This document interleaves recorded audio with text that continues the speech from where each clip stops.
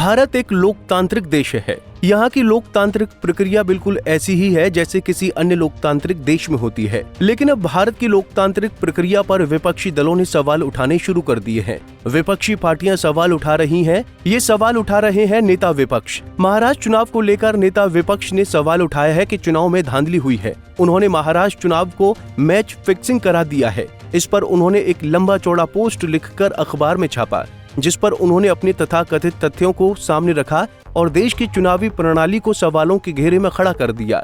हालांकि उनके इस आरोप पर चुनाव आयोग ने असहमति जताई है। साथ ही इसे चुनावी प्रक्रिया में शामिल होने वाले लोगों का मनोबल गिराने वाला कृत्य बताया है। आइए समझते हैं नेता विपक्ष ने क्या आरोप लगाए, किस तरह चुनाव आयोग और सत्ताधारी दल बीजेपी ने इस पर अपनी प्रतिक्रिया दी है। दरअसल कांग्रेस नेता और नेता विपक्ष ने चुनाव आयोग की कार्यप्रणाली को ही सवालों के घेरे में रख दिया है। नेता विपक्ष ने ये आरोप तब लगाए हैं जब महाराष्ट्र में कांग्रेस समर्थित गठबंधन महाअघाड़ी की महाराष्ट्र के चुनाव के इतिहास की सबसे बुरी हार हुई। इसका परिणाम हुआ कि महाराष्ट्र में बीजेपी समर्थित गठबंधन महायुति ने प्रचंड जीत हासिल की। लेकिन अब सवाल उठ रहे हैं कि क्या महाराष्ट्र चुनाव में सच में कोई धांधली हुई थी या नेता विपक्ष अपनी हार का ठीकरा चुनाव प्रक्रिया पर फोड़ रहे हैं। आइए समझते हैं नेता विपक्ष राहुल गांधी ने महाराष्ट्र चुनाव पर क्या कहा।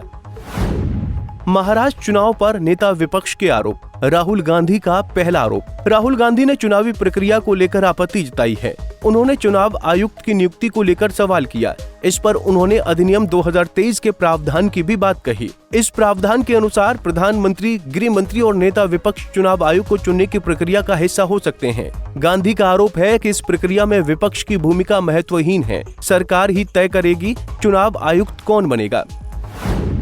राहुल गांधी का दूसरा आरोप। राहुल गांधी ने दूसरे आरोप में मतदाता सूची का जिक्र किया। इस सूची के अनुसार राहुल गांधी ने कुछ आंकड़ों को पेश किया है। 2019 विधानसभा चुनाव के दौरान मतदान 8 करोड़ 98 लाख।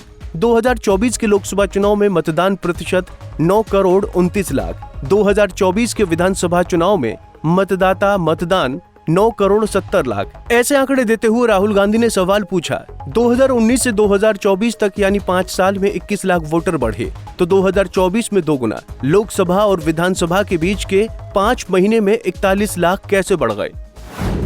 राहुल गांधी का तीसरा आरोप। राहुल गांधी ने आरोप लगाया है कि मतदाताओं की संख्या से अधिक वोट डाले गए। इस पर उन्होंने कहा कि चुनाव आयोग के मुताबिक मतदान के दिन शाम 5 बजे महाराष्ट्र विधानसभा चुनाव में मतदान प्रतिशत 58.22% था। हालांकि जब अगली सुबह अंतिम मतदान के आंकड़े घोषित किए गए तो ये 66.5% था। इन आंकड़ों का हवाला देते हुए राहुल गांधी ने कहा कि अंतिम आंकड़ों में 7.83% या करीब 76 लाख मतदाताओं की वृद्धि अभूतपूर्व थी।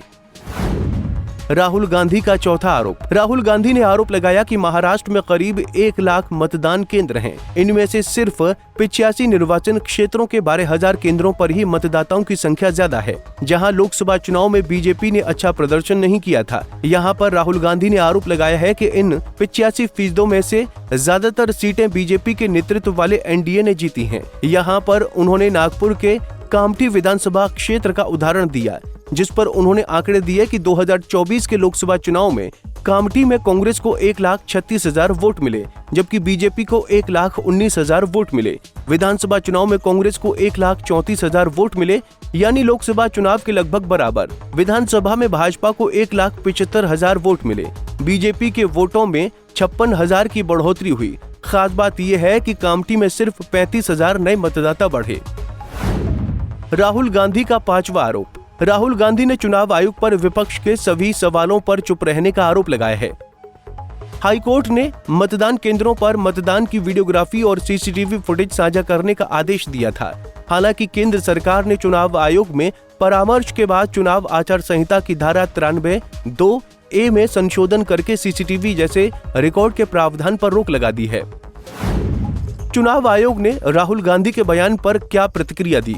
चुनाव आयोग ने कहा कि मतदाताओं के प्रतिकूल फैसले के बाद ये कहकर आयोग को बदनाम करने की कोशिश पूरी तरह से बेतुकी है। उसने कहा कि उसने पिछले साल 24 दिसंबर को ही कांग्रेस पार्टी को दिए अपने जवाब में आरोपों से संबंधित सभी तथ्य सामने रखे थे, जो आयोग की वेबसाइट पर उपलब्ध है। चुनाव निकाय ने कहा कि इस तरह के मुद्दों को बार बार उठाते हुए इन तथ्यों को पूरी तरह से नजरअंदाज किया जा रहा है। भारतीय चुनाव कानून के अनुसार होते हैं और भारत में जिस पैमाने और सटीकता के साथ चुनाव होते हैं उसकी दुनिया भर में व्यापक रूप से प्रशंसा की जाती है। चुनाव आयोग ने कहा कि फैलाई जा रही कोई भी गलत सूचना न केवल कानून के प्रति अनादर का संकेत है बल्कि अपने ही राजनीतिक दल के नियुक्त प्रतिनिधियों को भी बदनाम करती है। इसने कहा कि इससे लाखों चुनाव कर्मचारियों का मनोबल गिरता है जो चुनावों के दौरान अथक और पारदर्शी तरीके से काम करते हैं।